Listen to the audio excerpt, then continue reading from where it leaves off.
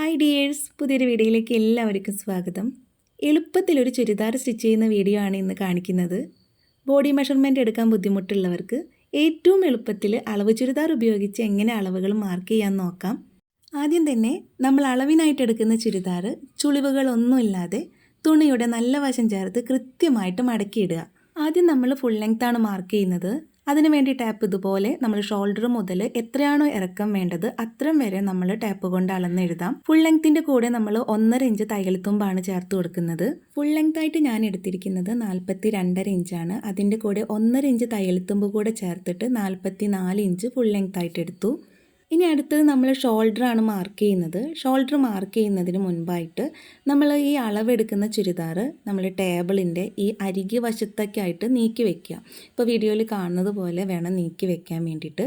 ഇനി നമ്മൾ സ്ലീവ് വെച്ച ഭാഗമില്ലേ, ആ ഭാഗത്ത് നിന്ന് ടേബിളിൻ്റെ ഈ ഒരു അറ്റം വരെയുള്ള അളവ് നോക്കുക. നമ്മൾ ആ ടേബിളിൻ്റെ അറ്റത്തേക്ക് വെക്കാൻ കാരണം ഇങ്ങനെ വെക്കുമ്പോൾ തുണി നീങ്ങി പോവില്ലേ, നമുക്ക് കറക്റ്റായിട്ട് ആ ടേബിളിൻ്റെ അറ്റത്തേക്ക് നമുക്ക് മാർക്ക് ചെയ്യാൻ പറ്റും.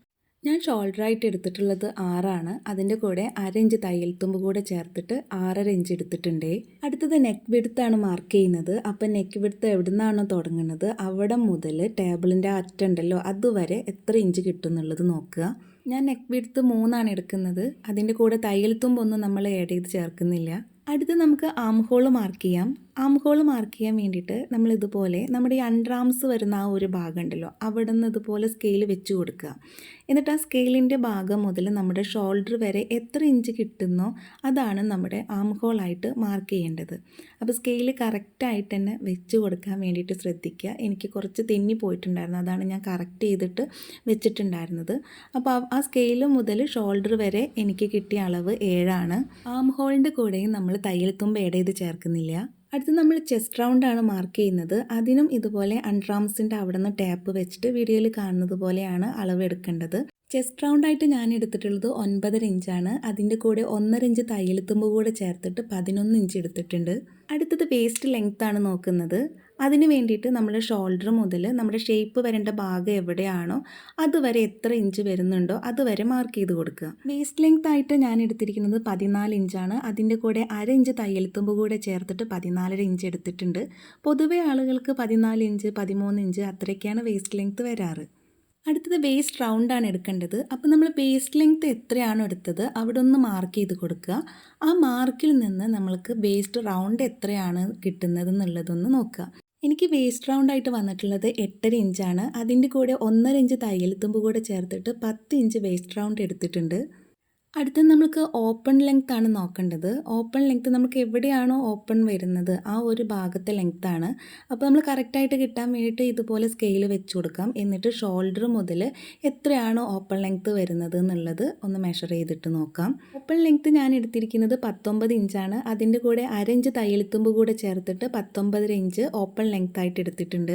ഇനി നമുക്ക് ഓപ്പൺ റൗണ്ടാണ് മാർക്ക് ചെയ്യേണ്ടത്. അപ്പോൾ ഓപ്പൺ ലെങ്ത് എവിടെയാണോ വന്നത് ആ പോയിന്റിൽ നിന്നാണ് നമ്മൾ ഓപ്പൺ റൗണ്ട് മാർക്ക് ചെയ്യേണ്ടത്.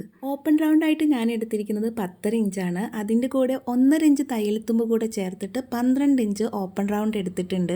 അടുത്തായിട്ട് നമ്മൾ മാർക്ക് ചെയ്യുന്നത് ബോട്ടം ആണ്. നമ്മുടെ ചുരിദാറിന് എത്ര വിരിച്ചിൽ വേണം എന്നുള്ളതാണ് നോക്കുന്നത്.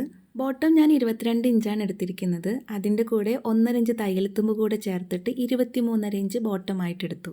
അടുത്തതായി സ്ലീവ് ലെങ്ത് മാർക്ക് ചെയ്യാം. സ്ലീവ് ലെങ്ത് ആയിട്ട് ഞാൻ എടുത്തിരിക്കുന്നത് 15 ഇഞ്ചാണ്.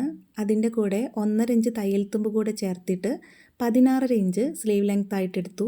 സ്ലീവ് ലെങ്ത് എടുത്തതിന് ശേഷം സ്ലീവ് റൗണ്ടാണ് മാർക്ക് ചെയ്തത്. സ്ലീവ് റൗണ്ട് 5 ഇഞ്ചാണ് വേണ്ടത്. അതിൻ്റെ കൂടെ 1.5 ഇഞ്ച് തയ്യൽത്തുമ്പ് കൂടെ ചേർത്തിട്ട് 6.5 ഇഞ്ച് സ്ലീവ് റൗണ്ട് ആയിട്ട് എടുത്തു. ഇനി നെക്ക് ലെങ്ത് മാർക്ക് ചെയ്യാം.